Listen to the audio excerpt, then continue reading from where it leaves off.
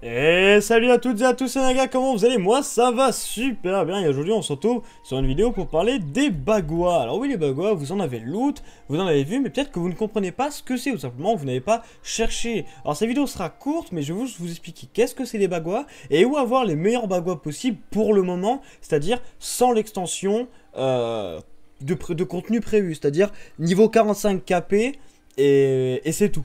Alors, les bagua, ça se divise en 8 parties, c'est 8 petites parties qui permettent d'avoir des bonus d'ensemble. Il vaut mieux avoir un set entier que des petites parties par exemple.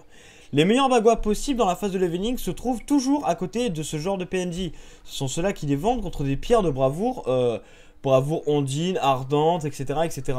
Ce sont les meilleurs, vous les trouvez là, bagua. Alors vous prenez, par exemple là, au niveau 41, vous prenez par exemple tous les bagua de héros méconnus ondins. Puis après, vous prenez au 45 tous les bagua de héros renommés. De héros renommés. Donc, on fait un petit calcul très simple. Ça nous fait 8 bagua là à 1. Puis 8 bagua à 2. Bon, 8 et 8, 16. 16 plus 8. Je vais pas m'avancer, mais je crois que ça fait 24. Il vous faut donc 24 pierres de bravoure ondine. Pour par exemple, tous ces bagua. Il faut 24 pierres pour ceux d'avant, etc., etc. Donc voilà, ceux-là, ce sont les meilleurs jusqu'au niveau 45. Au niveau 45, vous allez eh bien aller dans cette zone. La zone, attendez, il faut que je mette ma tenue de faction, sinon je vais... merde, je vais mourir, hein, me faire tuer, me faire trucider la face. Alors oui, ma tenue de faction, mais elle est où? Ah ben je l'ai là, ma tenue de faction. Avec la tenue de faction, je vais vous montrer où on va voir les autres bagua, puis ça dépend en fait... après, les derniers bagua en fait dépendent de votre orientation.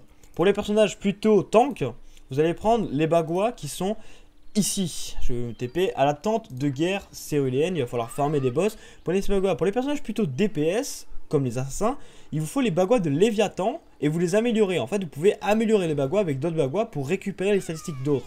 Alors, ce que font les gens pour optimiser, c'est en fait, on prend les bagua de Léviathan. Pour les DPS, on les met dessus et on les améliore avec les bagua de PVP.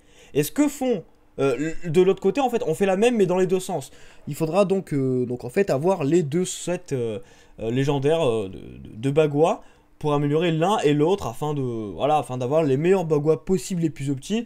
Vous pouvez faire des petites fantaisies. Par exemple, moi j'ai pris les bagua de PVP pour avoir plus de points de vie pour mieux résister en PVP sauvage et j'ai fusionné avec les bagua de critique. Attendez, le chargement est un petit peu long, je vais vous montrer ça.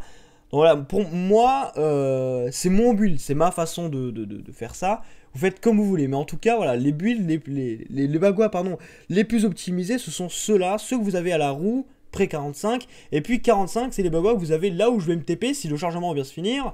Voilà, le chargement est fini, c'est ici. On regarde s'il n'y a pas non plus d'ennemis qui nous campent. Il y a des ennemis qui nous campent sur ce canal, il me semble. Alors on va changer de canal tranquillement, hein, parce que j'ai pas forcément envie de me faire tatane, hein, on se le dit. Allez, on change de canal, on va sur le canal 2, on prend un petit coup, Ok, ok, ça a l'air bon. Ok, c'est bon. Alors, donc vous allez tout simplement au marchand de faction, là, qui est là. Et voilà, ce sont ces bagua là qui sont les bagua du moins pour les classes tank, les meilleurs. Après, voilà, comme je vous l'ai dit, sinon il faut avoir les bagua de Léviathan, les bagua de Léviathan. Je vais vous montrer. Ah, je vous montre tout. Allez, allez, on fait des folies, on fait une VOD plus longue. Voilà, on fait des folies. Moi, je vais vous montrer tous les bagua, comme ça vous comprenez. Donc ça coûte 20. Il vous faut tuer des boss qui sont dans la tente guerre écarlate ou céruléenne, hein, ça dépend. Il faut juste tuer en fait le camp ennemi. Normalement, ça se farme tout le temps. Il y a toujours des gens qui farment. Il faut farm ça. Il en faut. Alors, il faut 20 par bagua, il y en a 8, donc il faut 160. On en gagne à peu près 7 à 10 par boss. Voilà, ça vous donne à peu près une idée de combien de temps il faut faire. Là, on attend le chargement. Je vais vous montrer maintenant les bagua de Léviathan. Les bagua de Léviathan qui coûtent des machins de sirène que vous farmez en fait dans l'instance. Après, je vais faire des vidéos pour expliquer vraiment l'instance. Parce que 45, c'est vraiment un autre jeu en fait. Parce qu'on débloque POH 24, donc l'instance, le raid, on va dire, qui nous permet de nous stuff, etc. J'essaierai de faire une belle vidéo sur ça. Déjà, pour l'instant, j'aimerais bien vous montrer les bagua que vous... Enfin, il y en a qui le savent, mais il y en a qui le savent pas. Donc, j'aimerais que vraiment apporter les connaissances de base. Et après, on essaiera de faire des trucs plus compliqués.